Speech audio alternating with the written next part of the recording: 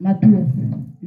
Dans cette version que moi j'ai lue, pendant que je méditais pour mieux comprendre la pensée de Dieu, je suis tombée sur la version Martin qui dit « Je me tenais en sentinelle, j'étais debout dans la tour et je faisais les guets pour voir ce qui me serait dit et ce que je répondrais sur ma plainte. » Ici, la Bible nous dit de rester, Dieu nous dit plutôt ce matin, c'était ma victoire de rester sur la tour. Quelle est cette tour dont Dieu nous parle? Je crois que Dieu m'a déjà un peu devancé aussi par rapport à la servante de Dieu. Que Dieu te bénisse, à l'autre. Quand il parlait de Moïse, il dit que Moïse est monté à la montagne. Et cette tour dont je veux nous parler ce matin, c'est aussi le symbole de montagne. Ici, la Bible nous montre qu'Habakkuk s'est né. Donc, il n'était pas en position assise. Il n'était pas en position endormie. Il n'était pas en train de somnoler, mais il était debout. Il s'est né debout comme étant un sentinelle pour veiller. Parce qu'un sentinelle, comme on dit chez nous en RDC, Sinzeli, il ne dort pas. Il n'est pas censé dormir parce que son travail, c'est rester debout. Si lui, il doit dormir dans la journée. Parce que la nuit, quand il vient pour surveiller la maison ou le bien qu'on lui confie, il n'est pas censé dormir. Il est censé rester éveillé toute la nuit jusqu'au matin. Si le sommeil peut arriver, peut-être qu'il s'est assoupi, il doit aussitôt sursauter. Parce que s'il dort, un voleur peut rentrer. S'il dort, un problème peut le surprendre et on lui dira avec où tu étais. Et c'est ça que Dieu veut de toi et moi ce matin. Que toi et moi nous puissions être comme Habakkuk, qu'on puisse se tenir sur la tour. Quelle est cette tour que Dieu nous montre? Cette tour, ça représente la montagne. La montagne, nous avons vu Jésus-Christ. Avant d'aller à Golgotha, il était aussi parti à la montagne pour prier. C'est là aussi il était passé toute la nuit pour prier, avant même de choisir ses 12 disciples. Il priait, et si on regarde aussi la Bible, il priait aussi la nuit. C'est pendant la nuit. Et pourquoi toujours la nuit qu'on doit veiller? Parce que la nuit, vous et moi, si on prend l'exemple dans la vie quotidienne, quand on dort la nuit, on éteint les lumières. On ne laisse pas les lumières allumées. Imagine que tu dors, tu te réveilles précipitamment. Moi, par exemple, je fais toujours le tour dans la chambre des enfants parce que souvent, surtout les garçons, il y a plein de jouets partout. Je dis, mais Seigneur, si ces enfants se réveillent pour aller faire pipi, ils peuvent tomber. Parce que tu es un peu insomnieux, tu es un peu déséquilibré. Donc, tu es là dans le noir. Si tu ne fais pas attention, tu peux tomber. Tu peux même te cogner contre le mur parce que les dangers là, mais tu n'es pas très bien éveillé pour identifier où est le danger. Et c'est pour ça que Dieu veut que nous tous ici présents, que nous puissions se réveiller. Que nous puissions se réveiller parce que si nous sommes en train de dormir, en train de somnoler, le danger est là tout autour de nous. Parce que l'ennemi, lui, ne dort pas. Il est en train de guetter, il va chercher par où il va passer. Si je suis distrait, il va passer par moi. Si c'est Papa Barnabas qui est distrait, il va passer par Papa Barnabas. Par tout moyen, il ne va pas demander notre permission. Il ne demande pas notre avis. Dès que l'occasion se présente, il se faufile. Il accomplit sa mission. Et ça, la Bible nous dit dans le livre de Jean 10:10. C'est bien dit que l'ennemi ne vient que pour égorger, dérober, égorger et tuer, détruire. C'est sa mission. On ne peut pas l'empêcher. Le seul moyen que nous, on peut l'empêcher, effectivement, c'est quand on reste éveillé dans la prière. Tu pourras me dire, mais ça, Arlette, comment on peut rester toute la nuit sans dormir? Éveillé dont on nous parle là, ce n'est pas d'une veille physique, mais plutôt spirituelle. On parle de s'éveiller spirituellement, de rester tout le temps aux aguets. Et comment on peut le faire? C'est en étant dans la présence de Dieu. En étant dans la montagne. Quand on est dans la montagne, pourquoi dans la montagne? Parce que quand on est, exemple, moi je suis ici là, c'est un peu plus haut. J'arrive à mieux voir ce qui se passe en bas. Même Jésus lui-même, si on regarde dans le livre de Matthieu, quand il prêchait, il était souvent dans la montagne. À son époque, il n'y avait pas de micro. Pourquoi il se mettait à la montagne? Parce que quand on est dans la montagne, quand on est en train de parler, ta voix, ça résonne. Tu as le croc qui part toute seule. Et aussi, tu as la meilleure vision. On peut prendre l'exemple d'un aigle. L'aigle, on dit qu'il vole. Il prend son envol, il monte très haut. Quand il est là-haut, il voit tout ce qui se passe. Quand il veut aller manger un animal, sa proie, il sait comment il va viser. De loin, il a déjà son cible. Il sait quand je vais descendre en seule seconde, il frappe. Quand sa cible va tourner, trop tard. Il est déjà pris au piège. Et Dieu veut que nous aussi, c'était ma victoire, nous soyons comme des aigles. Il veut que nous puissions monter. Et qu'est-ce qui nous empêche de monter? Très souvent, c'est la distraction. Je Je ne sais pas si j'aurai assez le temps. Parce que le temps court assez vite.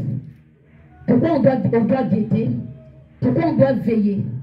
J'ai essayé de prendre plusieurs points. Je veux vraiment essayer d'aller assez rapidement. Malheureusement, on n'a pas beaucoup de temps. Premièrement, parce que la Bible nous dit que Jésus-Christ peut venir à tout moment. On ne sait ni jour ni l'heure. Il peut venir maintenant, tout de suite là. On doit être prêt à tout moment. Mais si on est en train de dormir, qu'est-ce qui va se passer pendant ce temps-là? Quand on dort, on est dans la faiblesse. Quand on dort, les péchés viennent nous environner si facilement. Quand on dort, on est moins efficace. On voit parfois, ça arrive dans la journée, tu as mangé, au moment de digestion, tu deviens lourd, tu as envie de dormir, tu te sens un peu mal à l'aise. Et Dieu veut que nous soyons éveillés. Pourquoi être éveillés? Parce que quand on est éveillé, on voit les dangers arriver. On n'est jamais surpris sur un danger qui va arriver. Parfois, le danger peut arriver un mois avant. Mais Dieu te montre. Pourquoi la Bible dit que Dieu ne cache rien à ses enfants? Il avertit toujours à ses enfants, les prophètes, avant qu'un malheur arrive. Et effectivement, mais avant de comprendre, d'entendre, il faut qu'on soit en position d'entendre. Et là, Habakkuk nous dit que je me tenais debout sur la tour. Je faisais mon rôle. Donc il était à son poste. Son poste, c'était de veiller. Comme il est en train de veiller, donc il était en position aussi pour entendre Dieu. Parce que si tu dors, c'est vrai que pendant qu'on dort, Dieu nous parle aussi par les songes. Dieu nous parle aussi par les visions. Mais très souvent, Dieu nous parle par ce moyen-là, parce que dans la journée, quand il nous parle, on n'entend pas. On est préoccupé, on est très prise par nos problèmes, par nos soucis, par nos vies quotidiennes. Toutes sortes de choses fait que quand Dieu nous parle, on n'entend pas. Moi-même, la première. Ça m'est déjà arrivé plusieurs fois. Je dis, tu vas faire comme ça. Non, tu dis, non, je ne vais pas faire ça. Et puis quand je fais, je dis, j'aurais dit, écoutez, c'était la voix de Dieu, c'est trop tard. Ça arrive à presque. Ça demande vraiment beaucoup de concentration. Pourtant, Dieu aimerait que, comme Moïse, il entend, nous parle directement qu'on entend. On devient insensible au Saint-Esprit parce qu'on est très prise par le péché, par les distractions de ce monde, que l'ennemi est en train d'utiliser énormément en ce temps. Mais la Bible nous demande de veiller. Parce qu'on ne sait pas à quel jour, à quel moment que Jésus viendra. Souvent quand on nous dit que Jésus revient bientôt, on se dit, oh, ça fait longtemps qu'on nous dit ça, c'est devenu une chanson. Il ne vient toujours pas. C'est pire en chemin comme on chantait en lingala. Azaliko ya mwana nzambe, azaliko ya makoloza nanzela. Et souvent, surtout les Congolais disent, ouais, depuis ma colonie en Anzela, comme toujours pas. Depuis que ses pieds sont toujours en chemin, il n'arrive jamais. Sauf que la Bible nous dit dans le livre d'Apocalypse que oui, je reviens bientôt. Et il reviendra pas les mains vides, avec la récompense qui va avec. Mais il va récompenser qui? Il va récompenser la personne qui est sur son poste. Il va récompenser la personne qu'il a trouvée dans son poste. La question se pose ce matin. Dans quel poste tu es? Dans quel poste je suis censé être? À commencer ici dans cette assemblée. Parce que Dieu a établi une visionnaire. Elle est dans son poste. Même si elle n'est pas présente avec nous, elle est là où elle est, dans son poste, parce que Dieu le veut en ce moment là-bas. Mais maintenant, nous qui sommes restés ici, nous tous dans notre poste. Est-ce que nous assumons notre poste? Parce qu'Habakkuk, lui, ne dormait pas. Il n'était pas les bras croisés, il était resté à son poste. Très souvent, on a tendance à s'appuyer sur maman et même à l'abandonner toutes choses. On oublie que, comme elle dit souvent, elle fait sa part. Nous aussi, on a notre part à faire. Parce que ce jour-là, Dieu, Jésus-Christ, quand il viendra, il va récompenser chacun de nous. Chacun de nous comparaîtra devant le tribunal de Jésus. Aujourd'hui, il est notre intercesseur. Mais un jour, il se transformera en notre juge. C'est lui qui nous défend. Si je suis un criminel, j'ai un avocat. Je vais tout lui dire. Il doit connaître mes faiblesses, mes points forts, pour bien me défendre. Sa mission, ce serait de faire en sorte que je sois acquitté. Donc il connaît tout de moi. Et c'est la même chose avec nous. Quand on pêche, on vient, Seigneur, pardonne-moi. Il pardonne. Parce que nous sommes encore au temps de la grâce. Seigneur, tu as dit que si je confesse mes péchés, tu es juste et fidèle pour me pardonner. Il va pardonner. Mais ce jour-là, il viendra plus pour celui qui va pardonner, mais il viendra maintenant pour celui qui va trancher. Et rien ne pourra être caché devant lui parce qu'il connaît tout de nous. La dernière fois, quand papa il a prêché, il a dit on devait se dépouiller de tout péché. Parce que ces péchés nous enveloppent facilement. C'est vrai, quand on est endormi, ces péchés viennent. Et ça nous accapare si vite. Si vite qu'on n'a même plus le temps parfois, on est déjà dedans. Mais si on est éveillé, on saura que non. Ce que je suis en train de faire, ça ne répond pas à la volonté de Dieu. Le Saint-Esprit en toi ou en moi, on va te dire que non. Arlette, ce que tu as fait là, c'est pas bien. Demande pardon. Ce que tu as fait là, va te réconcilier avec même avec nos enfants à la maison. Ça arrive parfois qu'on peut s'emporter. Mais à un moment donné, si tu as l'Esprit de Dieu, va te dire que non, ce que tu as fait, c'est pas bien. Demande pardon à ton enfant. Explique-lui pourquoi tu as fait, parce que parfois, on n'explique pas. Pourquoi? Parce qu'on sait que l'enfant aussi, c'est un âme aussi. C'est un enfant de Dieu. Donc, il a besoin aussi d'avoir aussi la paix. Même si je suis parent, je ne suis pas censé dominer en tout. Je dois être juste, parce que Dieu me voit. Et tant que moi, je suis enfant, lui, il est père. Il est aussi son père. Donc, je dois faire en sorte que tout aille bien pour tout le monde. Amen. Amen. Donc, on nous dit ici, le sommeil spirituel, comme je disais, que le sommeil qu'on nous demande de se réveiller, c'est un sommeil spirituel. Pourquoi on doit se réveiller pour être prêt? Parce que Jésus peut venir à tout moment. Pourquoi on doit aussi veiller? Parce que Dieu nous a établi des sentinelles. Comme dans cette version que je venais de lire, un sentinelle ne dort pas. Je suis sentinelle de ma vie d'abord. Je suis sentinelle de ma famille. Que Dieu m'a donné, c'est une responsabilité. Je suis sentinelle pour citer ma victoire. Papa Barnabas est sentinelle pour lui, pour sa femme, pour ses enfants, pour l'église de Dieu. Donc nous tous tels que nous sommes là, chacun de nous est sentinelle. Chacun de nous est sentinelle pour sa famille, qu'ils ne connaissent Dieu ou pas. Surtout s'ils ne connaissent pas Dieu. Tu es sentinelle pour effectivement voir, parce qu'un danger peut arriver, Dieu peut t'avertir. Mais repris, ta maman est en danger. Ta vie t'a pris, ta soeur est en danger. Mais si nous sommes endormis, parfois Dieu nous parle justement par faire le songe, on oublie. Parce qu'on est dans un sommeil tellement qu'on se réveille. On a commencé notre journée comme rien n'était, comme on sait les grands vendredi pour moi. Et puis quand la chose va arriver, parfois on sursaute. Mais Dieu m'avait montré, Dieu m'avait parlé, et les dangers déjà arrivés. Alors que Dieu nous avait avertis. Mais quand on est éveillé, Habakkuk dit qu'il s'est tenu debout pour entendre. Donc quand on est debout, on entend Dieu. On voit ce qui va arriver, ce que Dieu peut nous montrer, mais on voit aussi le projet de l'ennemi à l'avance. Parce que l'ennemi, il est en bas, nous on est dans les hauteurs. Dans les hauteurs, on est concentré, on se retrouve seul et seul à face avec Dieu. Et les distractions de ce monde parfois n'ont plus d'importance. Aujourd'hui, on est tellement prise dans les réseaux sociaux, dans toutes sortes de choses. Les WhatsApp, parfois, on reçoit des choses par-ci, par-là, tout ce qui fait qui attire notre attention pour nous éloigner au final de l'attention de Dieu. Et Dieu n'a plus sa place dans nos vies. Dieu n'a plus sa première place. Et pourtant, la Bible dit que tu aimeras l'Éternel, ton Dieu, de tout ton cœur, de toute ton âme, de toute ta pensée. Où sont nos pensées? Même parfois, en ce moment même, les pensées sont ailleurs. Parfois, on est là dans la présence de Dieu, mais nos pensées ne sont pas là.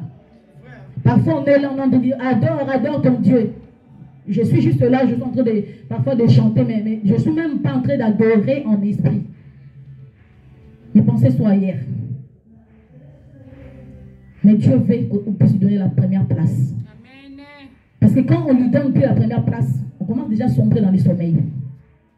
Petit à petit, tu vas voir certaines choses que tu avais peut-être une discipline dans le temps de prière, par exemple. Petit à petit, tu priais 1 heure, ça devient 30 minutes. Et comme tu es en train de t'incliner petit à petit, tu ne te rends même pas compte. Bon, aujourd'hui j'étais fatiguée, on se donne des excuses. Demain, ça ira mieux. Et puis demain, tu vas voir, tu descends encore 25.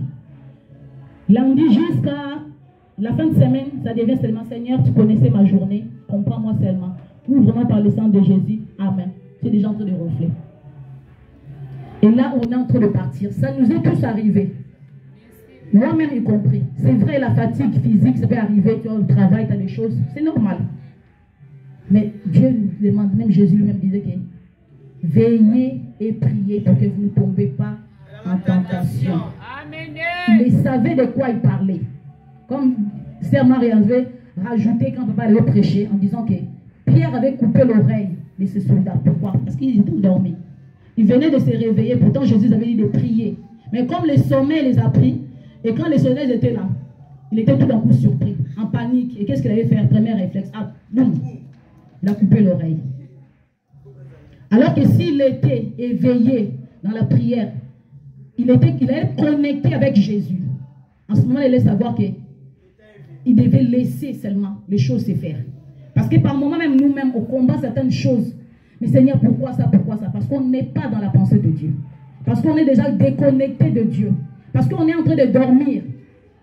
Alors que parfois, Dieu nous avait déjà avertis. Cette année, par exemple, certaines choses qu'on peut dire, ah, mais comment ça se fait l'église en ce moment? Dieu nous avait parlé au début d'année, par la servante de Dieu, Carla, en disant qu'il y aura des tempêtes qui vont arriver. Il y aura des vents qui vont souffler. Quand il a prêché sur les fondements, Dieu nous avait dit. Et souvent aussi, quand on est dans le sommeil, on écoute la parole, et dès qu'on sort ici, on prend là où on a noté, on jette à côté. Ou même quand on sort, on demande à prêcher quoi? On va vous prêcher quoi? Tu sais même plus. Tu as déjà oublié. Pourquoi? Parce que nous ne sommes pas éveillés. Parce que nous sommes endormis. On est plus attirés par rapport aux choses de cette terre que les choses d'en haut. Ce que Dieu nous fait, ce n'est pas pour notre mal, c'est toujours pour notre bien. Parce que Jésus, lui, il a accompli sa mission. Il est maintenant assis à la droite du Père. Mais le jour où il viendra, il va voir. Qu'est-ce qu'Arlette, toi, je t'ai donné comme des grâces, des dons, des talents, qu'est-ce que tu as fait avec? Tu as gardé. Pourquoi? Maintenant, à ce moment-là, je vais commencer à justifier. À ce moment-là, je peux dire, Seigneur, je suis fatigué, je travaille. Il me comprend. Il me pardonne. Mais ces jours-là, il t'en juge. Qu'est-ce que je vais lui donner comme excuse? Parce que même quand je donne mes raisons, il voit en réalité au fond de moi ce que j'ai dit et ce que je fais réellement. Est-ce que c'est vraiment vrai? Est-ce que j'étais vraiment fatigué ou c'était juste la négligence?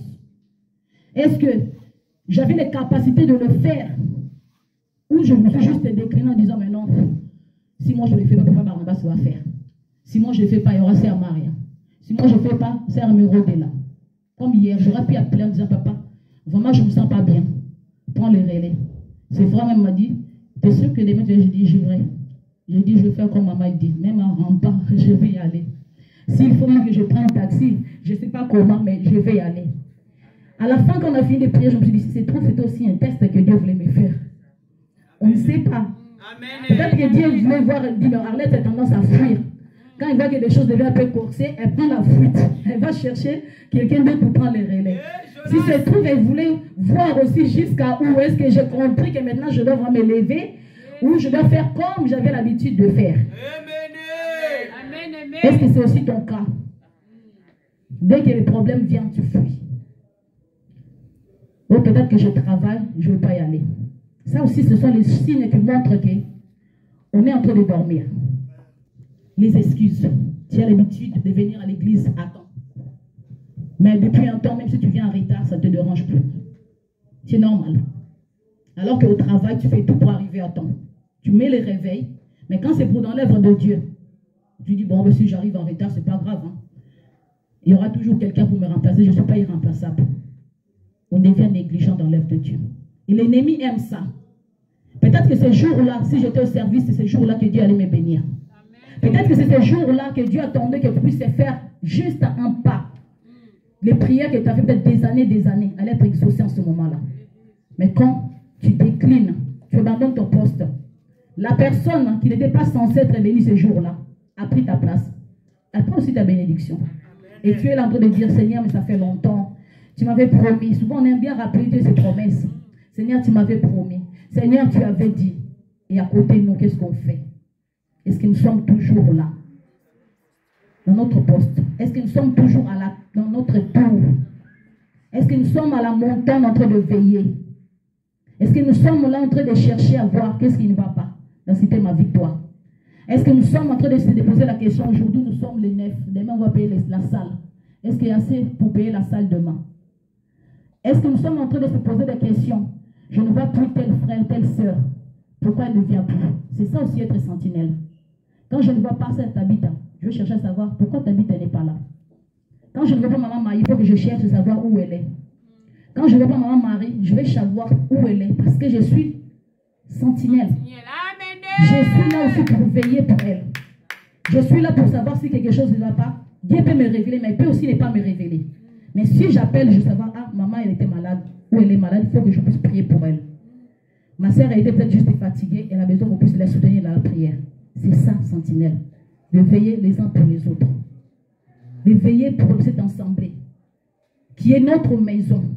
C'est là où Dieu nous instruit. C'est là où qui est aussi notre école, où on est en train d'être formé. C'est là où aussi on vient puiser notre force. C'est ici. Si c'est un endroit, on le néglige. Où on va chercher la solution? Où on va aller prier? On néglige l'œuvre de Dieu, la négligence. On se trouve les excuses. Si je me connecte pour culte de mercredi, ah, mais culte en mercredi en ligne, c'est fatigant. Moi, j'arrive pas à me connecter. On entend toujours une seule personne qui parle, je ne comprends rien. Mais est-ce que tu n'es pas en train de dormir déjà? Parce qu'autrefois, la présence de Dieu t'a tiré. Autrefois, quand tu n'étais pas dans la présence de Dieu, tu te sentais mal à l'aise. Mais maintenant, même si tu n'es pas connecté, ça ne te dérange pas. C'est devenu normal. Bon, je veux juste aller dimanche, c'est pas grave. C'est le mercredi là que Dieu voulait te visiter. Peut-être c'est ce mercredi là que Dieu avait une parole qui te tourmentait, qui devait te donner la solution ce jour-là. On passe souvent à côté. Mais quand on reste éveillé, on reçoit aussi nos bénédictions. Habakkuk il a dit, je reste sur mon poste. Pas seulement pour voir, mais pour entendre. Et qu'est-ce qu'il fait de ce qu'il entend? Pour aussi transformer son sujet de prière. Il a dit, je reste sur mon poste. Je m'étais debout sur le poste pour faire la guerre, pour voir ce que me dirait. Et ce que je répondrai sur ma plainte. Donc une fois qu'on entend, si c'est un danger, on s'élève dans la prière pour empêcher que les dangers arrivent. Si c'est une bonne chose, une bénédiction, on reste aussi sur le poste de dire que Seigneur, tu m'as promis, je vais aussi la voir. Parce que souvent, nous, enfants de Dieu, quand on a la promesse, on croit que tout est fait. Tout va tomber du ciel toute seule, sauf qu'on n'est plus au temps de la manne. Maintenant, on doit aussi travailler. Maintenant, on a aussi notre part à faire. Dieu attend peut-être que tu puisses te lever, prendre aussi soin de sa maison. Dieu attend que tu puisses sortir de cette distraction. Ça fait tellement longtemps que tu es dedans, mon frère, ma soeur. Tu n'es pas fatigué de tes problèmes. Tu n'es pas fatigué de ta vie. Peut-être qu'il y a quelque chose là qui te ronge là. Tu n'es pas fatigué de ça. De continuer, comme me disait Sœur Maria. La dernière fois, j'étais tellement bénie. J'avais un programme prévu de rentrer en prière. Quand j'ai entendu cette exhortation, ça m'a encore révolté en disant que souvent on a des chantiers dans nos vies de prière. On a commencé une prière, on n'a pas achevé. On n'a pas l'exhaustement. Mais comme on est tellement prise dans les choses du monde, on oublie. Et après on dit, mais Seigneur, tu m'avais promis. Mais est-ce que tu es resté à ton poste en rappelant Dieu? Parce qu'Habakkuk, même dans le livre qu'on a lu, là, un peu plus loin, Habakkuk disait que écrit la prophétie, lis-la couramment. Donc, quand il entend ce que Dieu a dit, il écrit ça. Et ensuite, il reste devant son poste pour le rappeler à Dieu. Que Seigneur, tu m'avais dit. Pour citer ma victoire, tu m'avais dit. Pour ma famille, tu m'avais dit. Mais je ne le vois pas. Mais pas endormi, parce que si tu dors, ça passe à côté. Mais en restant sur ton poste. Et c'est ça que Dieu attend de nous. On a des promesses de Dieu pour cette assemblée. Dieu nous a montré par des visions, par des songes que cette église sera grande. Mais aussi longtemps que nous tous, nous sommes là, on sera chacun de nous endormis. Qu'on ne se lève pas pour aller évangéliser, parce que les réveils, ça ne viendra pas tout seul. Les bancs ne sera pas remplis tout seul. Nous tous, on a un rôle à jouer, à aller sortir. Ce n'est pas seulement un rôle de Sœur Merveille toute seule, ou Sœur Émeraude. C'est nous tous, nous toutes. Jésus avait dit, allez, faites de toutes mes nations mes disciples. Nous tous, on a la mission de faire de tout le monde nos disciples. Pas nos disciples, pardon, les disciples de Jésus. Mais si on est en train de dormir, on ne prend pas souci de ça. On peut aussi parfois ne pas se déplacer, mais dans la prière. Dans la tour, c'est là où Moïse a pris les 10 commandements. Il était dans la montagne en train de prier. Même quand il était là-bas, les peuples étaient en train de faire de bêtises. Dieu voulait détruire. Mais il est resté encore à la tour en disant, Seigneur, tu ne peux pas détruire ces peuples. Il s'est transformé en intercesseur. Tu ne peux pas détruire ces peuples. Dieu, il a dit que je vais les détruire, je te donnerai une autre nation. Il aurait pu accepter, mais il commença à supplier Dieu. Donc quand on reçoit des messages, on reste sur le poste pour prier pour ça. Seigneur, ton église. Seigneur, ton église. Seigneur, ton église. C'est toi-même tu as dit que tu bâtiras cette église. Mais ce n'est pas seulement avec les paroles. À genoux aussi. Dans les jeûnes et les prières, parfois on aime gêner pour nos problèmes à nous. Je veux le mariage. Je veux la maison, je veux les papiers. Mais peut-être que Dieu te donnera les papiers au travers de quelqu'un que tu vas ramener à l'église. Tu ne sais pas. Peut-être au travers de cette personne-là que Dieu veut te bénir. Toi, tu vas peut-être aller juste évangéliser. Qui sait, peut-être c'est un PDG. Que cet homme vient dire, ah non, non, même si j'avais l'argent, je n'avais pas la paix. Maintenant, depuis que j'ai connu Jésus, j'ai la paix. Qu'est-ce qui te manque? Tiens, tu cherches le travail, viens, je vais t'embaucher. Qui sait? C'est vrai que ce sont des choses matérielles. Dieu, ce qu'il veut, peu importe notre situation actuelle, que je sois célibataire, que je sois sans enfant, que je sois sans travail, peut-être même SDF, ce que Dieu veut, qu'on puisse chercher d'abord son intérêt. Qu'on soit comme Habakkuk, qu'on puisse d'abord le mettre devant. C'est pas facile, hein? Quand c'est nous-mêmes, on se motive, on a les ailes, on a vraiment. Mais si on prend maintenant les soucis de l'église de Dieu, on s'est dit non, moi je vais gêner. Moi je vais prendre une journée par semaine, maintenant je vais commencer à gêner que pour l'église. Moi je vais passer peut-être par mois, tout un mois, 2 fois par mois peut-être pour gêner. Pour l'église de Dieu. Et Dieu, par exemple comme j'ai dit là hier, j'étais en train de prier pour quelqu'un d'autre. On priait pour quelqu'un d'autre. Moi-même j'étais malade. C'est pas l'envie qui manquait, hein, mais je n'ai pas fait. Je me suis dit, je m'occupe de l'œuvre de Dieu et Dieu s'occupera du reste. Et c'est ce qui s'est passé. On l'a dit souvent, mais je l'ai expérimenté hier. Si j'étais resté en me disant, bon, je ne me sens pas bien que je dors, j'aurais peut-être pu dormir et ce matin, je vais te dire, Papa Barnabas, non, je ne peux vraiment pas. Si tu peux juste prendre les relais. Mais c'était peut-être la volonté de Dieu que je puisse mettre peut-être mon besoin à côté, mais de voir d'abord les besoins de l'autre. Très souvent, on devient égoïste quand on est en somnolence. On devient trop individuel. Moi, je vais faire mon truc toute seule. Moi, je vais aller évangéliser toute seule. Moi, je vais aller faire ceci toute seule. Mais on voit Jésus, lui, le Fils de Dieu. Il n'a pas fait toute seule. La Bible nous dit qu'avant de commencer son ministère, il a été rempli du Saint-Esprit. Donc, il a collaboré déjà avec le Saint-Esprit avant de commencer. Il avait l'aval du corps, de son Père déjà. Parce que quand il a pris le baptême, son Père a dit, celui-ci est mon Fils bien-aimé, en qui j'ai mis toute ma confiance. Mais avant de commencer, il a fallu qu'il puisse aller encore prendre les manteaux qu'il fallait, les équipements. On a besoin d'être rempli du Saint-Esprit pour vivre le réveil dans cet ensemble. On a besoin d'avoir le temps d'intimité avec Dieu. La Bible nous dit dans le livre de Josué, que ce livre de la loi ne s'éloigne pas de toi. Médite-les nuit et jour pour agir fidèlement et aussi pour réussir dans tout ce que nous allons entreprendre. On échoue parce qu'on ne lit pas la parole de Dieu. On échoue parce qu'on néglige la parole de Dieu. On échoue parce qu'on commence à négliger la présence de Dieu. On néglige Dieu, on met Dieu à côté. Et nous-mêmes, on continue notre chemin. Nous-mêmes, on trace nos programmes. Et quand on va droit mire, après on revient. Seigneur, j'ai échoué.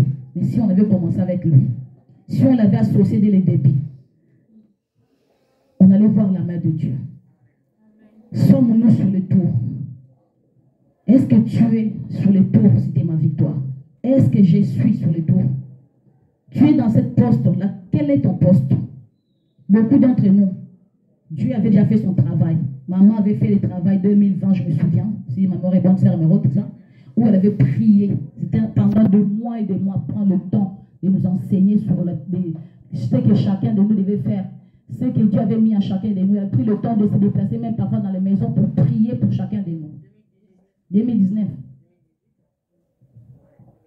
Ce travail-là a été fait. Maintenant, chacun de nous, plus ou moins, on sait ce que Dieu a mis en nous. Plus ou moins, on sait ce que Dieu attend de nous.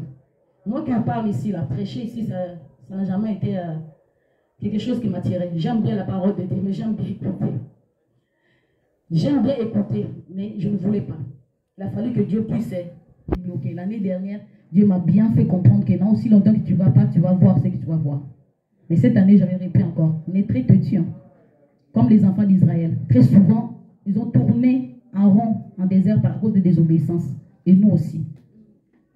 On désobéit à Dieu. Et aussi longtemps qu'on désobéit, quand on dit on désobéit, on pense seulement à des choses, je ne sais pas comment. Mais le fait que tu n'es pas là où tu dois être, tu es en train de désobéir à Dieu. Comme on dit, l'obéissance vaut mieux que les sacrifices. Peut-être que tu es en train de sacrifier certaines choses pour Dieu. Mais aussi longtemps que tu ne fais pas ce que lui, il veut exactement, tu es dans la désobéissance. Je suis dans la désobéissance. Habakkuk était dans l'obéissance, il était resté à son poste pour attendre, pour écouter, pour intercéder, pour supplier Dieu, pour réclamer l'accomplissement de ce que Dieu avait à dire. Qu'est-ce que nous faisons de notre temps? Matthieu 24, 25, 13 nous montre. Ma sœur, si tu peux juste nous lire, s'il te plaît.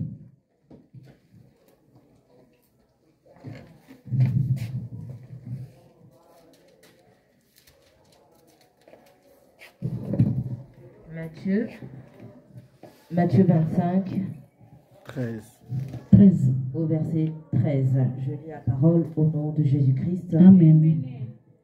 La Bible déclare, veillez donc, puisque vous ne savez ni le jour ni l'heure. Amen. Amen. La Bible nous exhorte à veiller parce que nous savons ni jour ni l'heure. Parce que quand on est éveillé, comme je disais tout à l'heure, on arrive à voir clair. On sait ce qu'on doit faire. On sait où on doit y aller, où on ne doit pas aller. Même quelqu'un qui est au volant, s'il est endormi, il va avoir un accident. On a des accidents dans notre vie parce qu'on est endormi. Beaucoup de choses nous surprennent parce qu'on est endormi. Mais si on reste éveillé, rien ne nous surprendra. Donc, deuxième signe, je disais, que Dieu n'est plus notre priorité. On doit remettre Dieu dans sa première place, lui donner la place qu'il lui dit, qu'il nous faut, pardon. De ne plus négliger son œuvre, de ne plus négliger les disciplines que nous avons peut-être chacun de nous, parce que le réveil c'est aussi personnel. Ça commence d'abord personnel. Quand tu es toi-même dans ta maison, tu as le temps de prier, le temps de méditer la parole de Dieu. Quand tu viens ici, tu es déjà en feu, tu communiques aussi le feu aux autres. Mais si toi à la maison, du lundi au samedi, tu es dans la distraction, quand tu viens ici, les autres sont déjà connectés, mais toi tu as du mal à rentrer dans la présence de Dieu. Toi tu as du mal à décoller avec les autres parce que tu n'es pas là. Parce que tu es tellement lourd. Alors que quand dans la présence de Dieu, on devient léger. Amen. La Bible nous dit de prier sans cesse. 1 Pierre 5, 8. Donc de méditer la parole de Dieu. De se tenir debout à la tour pour veiller. Pour mieux avoir la vision de ce qui doit arriver. Pour être à hauteur, loin de péché. Loin de critiques. Parce que quand nous sommes endormis, c'est là où, dès que le téléphone sonne, tu commences à parler, tu ne rends même pas compte. 1 heure du temps. Qu'est-ce que tu as dit? Des bêtises. Et des bêtises. L'autre a fait ceci. L'autre a fait cela. L'autre a fait... Moi, personnellement, certaines personnes, quand je vois, hier, par exemple, je fais des appels, je dis non, ça, je ne réponds pas. Parce que je dis, c'est là, je ne sais pas qu'est-ce qu'il va me dire là. Déjà, j'ai besoin de me concentrer moi-même. J'ai du mal. Alors... Parce que ma santé me dérange. Donc, si je mets encore à parler, je dis, je ne réponds pas. Je t'appellerai demain. Ça peut attendre. Quand on est éveillé, on est dans l'obéissance. On a la crainte de Dieu. On devient la bouche par laquelle Dieu va passer. Parce que Habakkuk était en train d'entendre. Donc, il entend, il reçoit le message. Il devient aussi la bouche autorisée, comme les Congolais disent. La bouche autorisée pour transmettre le message. Mais pour transmettre, il faut que tu sois à l'écoute. Parce que si Dieu parle, tu n'entends pas. Il va chercher. Bon, je viens par là, Sephora les distrait. Je regarde Émeraude. Elle est dans quelle position? Émeraude, elle est attentive. Elle parle. Émeraude, regarde ce qui va arriver. Regarde, il y a ça, il y a ça, il y a ça. Prie. C'est ça. Demain, Émeraude va dire peut-être, Dieu m'a montré seulement. D'autres personnes vont dire, oui, mais Dieu parle seulement au travers d'elle. Oui. Dieu cherche quelqu'un. Il peut parler aussi au travers de toi. Mais si tu n'es pas disponible, si ta priorité, c'est autre chose, Dieu va chercher aussi qui est disponible pour lui. Parce que Dieu veut nous utiliser tous. Mais il regarde notre volonté, notre disponibilité. Est-ce que notre désir, c'est de faire la volonté de Dieu? Ou on veut juste, Seigneur, donne-moi. Seigneur, donne-moi. Moi, je veux ceci. Moi, je veux cela. Dieu aussi attend. Parfois, il nous a promis. Très souvent, on dit, mais Dieu m'avait dit qu'en janvier, il allait me donner ça. Parce qu'il y a parfois des messages que Dieu nous donne avec des dates. Même des mois. Et puis, on dit, mais certainement la personne qui a prophétisé, ce n'est pas un vrai. Non, c'est pas ça. La personne a dit ce qu'elle a reçu de la part de Dieu. Mais peut-être en ce moment-là, toi tu te dis, ah, Dieu va me bénir, je vais m'asseoir. Comme j'ai déjà la promesse, c'est bon, je peux dormir. Tu dors. Alors que Dieu attend que tu restes debout. Amen. Comme Habakkuk pour se dire que Seigneur, je suis là. J'attends. Qu'est-ce que tu veux que je puisse faire? Quand tu m'avais dit que tu vas me bénir, c'est peut-être même demander cette bénédiction, comment je vais faire pour les gérer? Comment je vais faire pour faire bénéficier les autres? Mais nous, souvent, on attend seulement que Dieu puisse faire, alors que Dieu a parlé. On nous dit souvent que Jésus-Christ n'était pas un paresseux. Il travaillait tout le temps. Il travaillait tout le temps. La preuve, c'est qu'il n'avait ni maison où dormir. Toi et moi, nous avons de maisons. Mais lui, il n'avait pas de maison. Parce qu'il savait que sa maison, c'était là-haut. Et nous, ici, enfants de Dieu, on oublie que nous sommes des passagers. On nous a rappelé encore dimanche dernier que nous sommes des voyageurs sur cette terre. Nous sommes des pèlerins. Notre destination finale, c'est là-haut. C'est là-haut. Nous avons assez négligé l'œuvre de Dieu. Nous avons assez fui notre responsabilité. Aussi longtemps que nous allons bafouer, excusez-moi les termes, notre responsabilité, fuir, les mettre à côté. On passe aussi à côté de ce que Dieu a prévu pour nous. On passe aussi à côté. Parce que Dieu regarde, mais elle, je l'ai promis. Du coup, elle attend que moi, je me suis donné. Mais mon travail, elle néglige. Si je la donne encore ce qu'elle veut, est-ce qu'elle restera encore là? Déjà, je n'ai pas encore. Je néglige l'œuvre de Dieu. Répétition, ça ne m'intéresse plus. Je suis occupée. Je suis fatiguée. Intercession, je ne suis pas là. Tous les postes dans lesquels Dieu m'a placé, je ne suis pas là. Je suis absente. Alors, comment il va faire maintenant?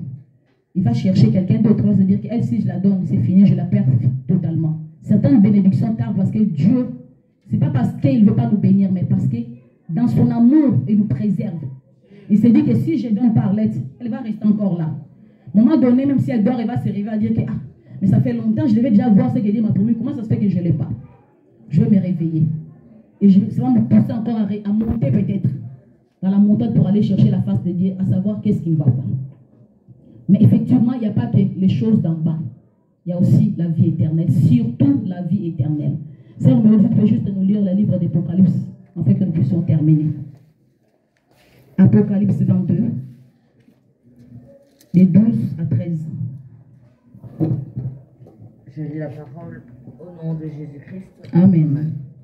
Apocalypse chapitre 22, de 12 à 13, il est écrit: Voici, je viens bientôt.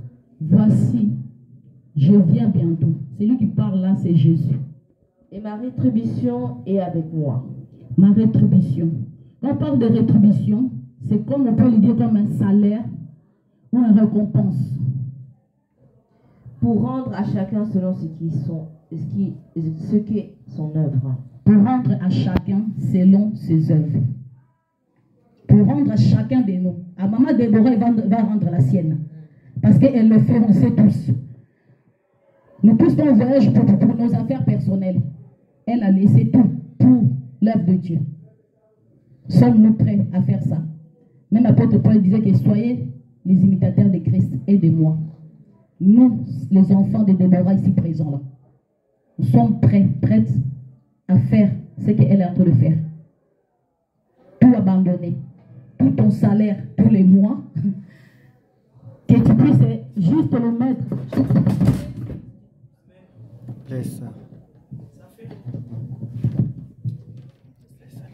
De juste le mettre pour l'œuvre de Dieu.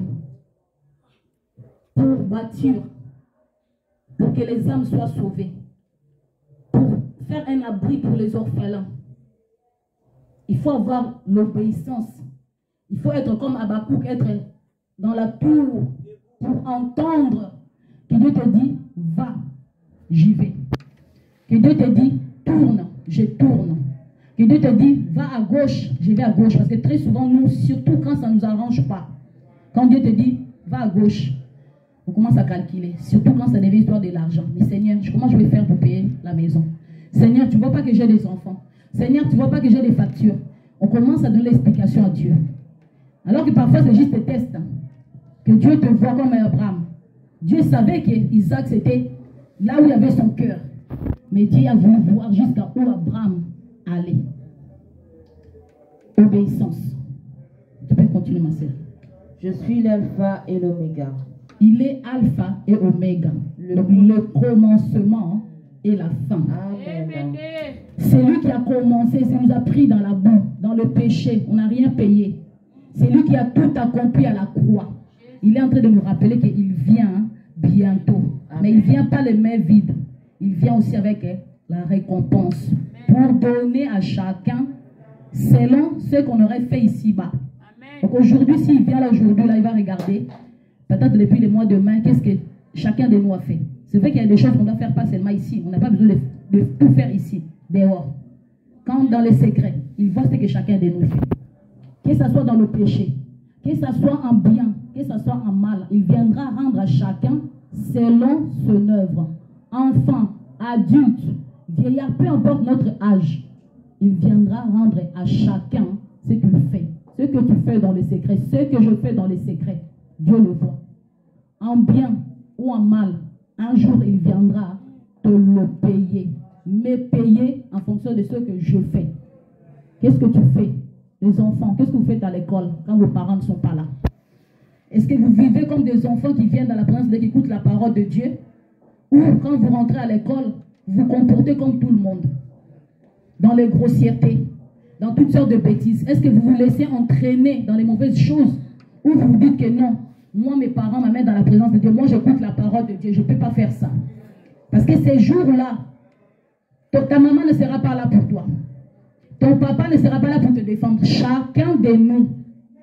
Les parents ont fait leur devoir en t'amenant dans la présence de Dieu tous les dimanches d'écouter la parole de Dieu. Ce jour-là, tu ne vas pas dire, Seigneur, je n'avais pas entendu. Il va te montrer le film de ta vie. Lui-même dit, je suis alpha. Donc le commencement. Il est aussi la fin. Il connaît tout. Il voit tout. Ces jours-là, on n'aura aucun endroit où se cacher. Tu peux continuer, s'il te plaît. Je ne sais pas si c'est terminé. Je suis l'alpha et l'oméga, le premier et le dernier, le commencement et la fin. Amen. Amen. Ce que Dieu veut nous dire ce matin, c'était que nous puissions se réveiller des sommeils. Le sommeil, c'est un danger permanent pour nous. Le sommeil nous amène dans des choses qui ne glorifient pas Dieu, nous éloignent de la présence de Dieu.